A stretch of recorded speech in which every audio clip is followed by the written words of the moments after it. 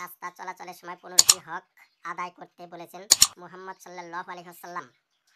রাস্তা না বসা। 2 দৃষ্টি অবনীত রাখা। 3 মানুষকে কষ্ট দেওয়া হতে বিরত থাকা।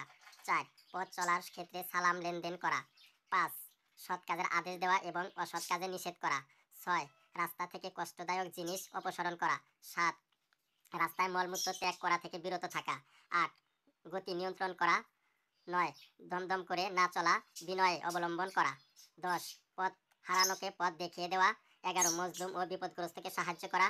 12 বোঝা বহনকারীকে বোঝা উঠানো বা নামানোর ক্ষেত্রে সহযোগিতা করা। 13 ভালো কথা বলা। 14 হাসির জবাব দেওয়া। 15 অধিক পরিমাণে আল্লাহর জিকির করা। সহিহ বুখারী 6229 নাম্বার হাদিস।